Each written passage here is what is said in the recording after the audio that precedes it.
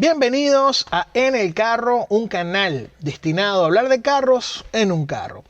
Mi nombre es Michel David Rodríguez, también conocido como el Barbudo Mitch, y les hablo desde mi pequeño estudio de grabación, un Dodge Dart Sport de 1976.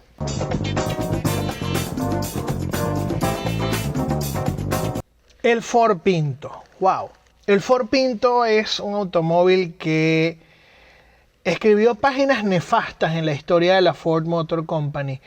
Es un automóvil que llevó a que Ford traicionara la confianza de sus clientes. Estoy decepcionado de ti. Es un automóvil que ocasionó que por primera vez una corporación fuese acusada de homicidio. ¡El preso! O sea, estamos hablando de un vehículo que si bien fue muy positivo en términos de producción, en términos de ventas, en términos de imagen, en términos de propaganda, resultó ser de lo peor. Un carro que fue desarrollado en los tiempos de Lee Iacocca. Ojo, a ver, el Pinto comienza a desarrollarse a mediados de los 60, pero se engavetó en varias oportunidades hasta que a finales de los 60 Lee Iacocca decide tomar este proyecto y desarrollar un automóvil que permitiera a Ford competir contra los vehículos importados que llegaban desde Japón y desde Europa. El problema del Pinto en términos de desarrollo, y ese fue el gran causal de todo el desastre que terminó siendo el Pinto en términos de imagen, es que se desarrolló en tan solo 25 meses. Y esto era algo que nunca había pasado. Esto es un tiempo récord. A ver, estamos hablando de 43 meses. Que ese es el tiempo promedio que tomaba desarrollar un carro. O sea, en Estados Unidos te tomaba 43 meses desarrollar un carro. Estos panas de Ford desarrollaron el Pinto en tan solo 25 meses. Ahora, normalmente uno dice, wow, fantástico, ¿no? ¿Cómo desarrollas un carro tan rápido? Increíble, wow. El problema de haber creado el carro tan rápido es que quedaron cabos sueltos. Uno de los cabos sueltos fue, por ejemplo, problemas que habían con el acelerador. De hecho, los primeros 26.000 Pintos a los que se les hizo recall por el acelerador. Después, otros 220.000 Pintos fueron sometidos a recall por un problema en el tanque de gasolina, porque resulta que los gases de la gasolina entraban en el habitáculo. Pero el tercer problema, que es el más grave y es el que más fama tuvo en la historia del Pinto, fue el problema con el tanque de gasolina, que estaba pegado muy en la parte de atrás, muy pegado al parachoques trasero. Eso hacía precisamente del Pinto un automóvil muy peligroso, porque podía pasar esto. Lo loco de esta historia, aquí es donde comienzan las cosas locas de esta historia. Lo loco de esta historia es que Ford sabía lo que estaba pasando. Tú no has visto nada. Y Ford no hizo nada. Ford siguió produciendo el automóvil. Ahora, lo más bizarro de toda esta historia es que un estudio de costos que se hizo dentro de la Ford determinó que era más barato no hacer nada.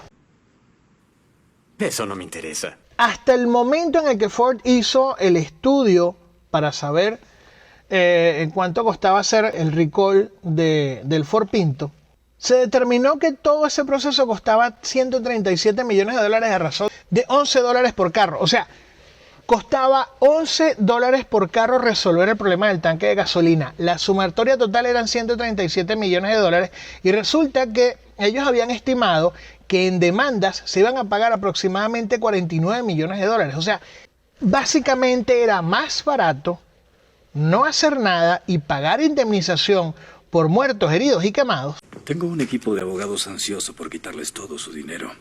Que resolver el problema del carro. ¿Cómo debo interpretar eso? ¡Dinero! Wow, muy loco, muy loco. Lo cierto es que, por loco que suene, el Pinto siguió en producción, en un proceso de evolución en términos de la carrocería, en términos estéticos.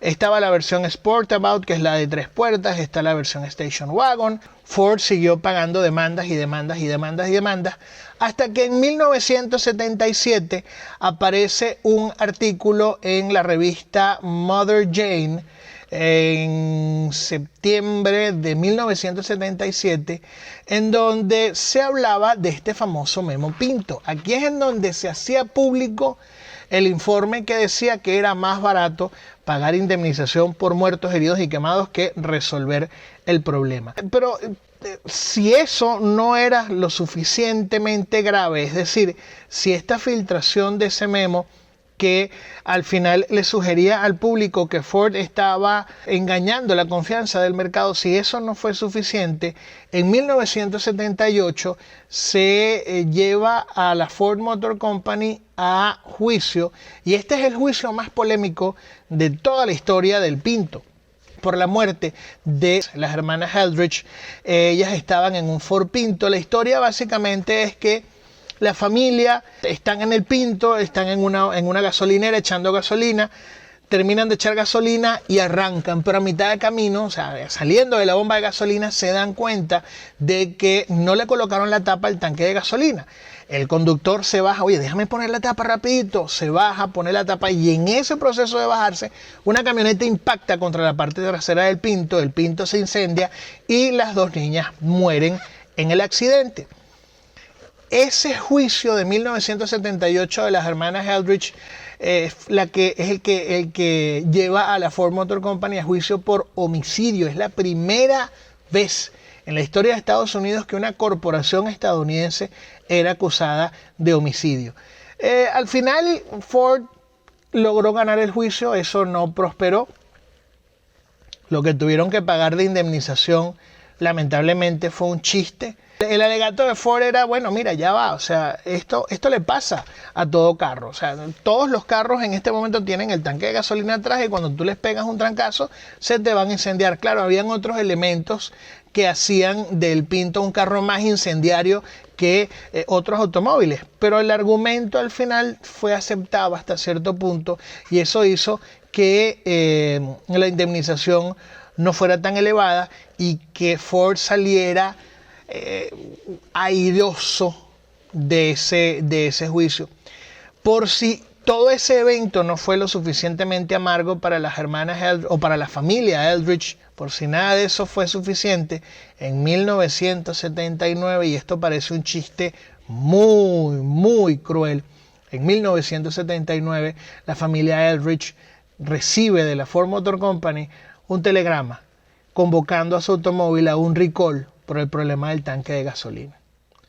Porque de paso, la presión a nivel político, la presión a nivel de la sociedad civil en contra de la Ford con este tema del tanque de gasolina hizo que el gobierno federal obligara a Ford a resolver el problema. Estamos hablando de 1978, 1979.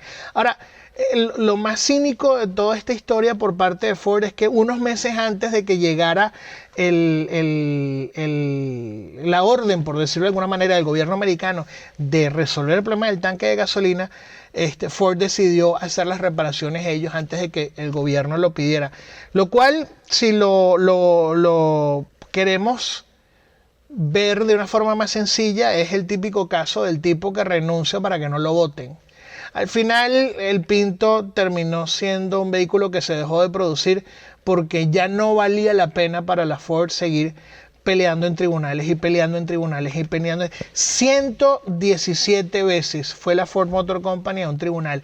En 117 oportunidades Ford fue sentada en el banquillo de los acusados por demandas de propietarios que habían fallecido, que habían sido heridos, por personas que habían sido afectadas por los defectos de fabricación de este automóvil, defectos de los que Ford estaba al tanto, con lo cual tenemos al final el grave hecho de que la Ford traicionó la confianza del mercado.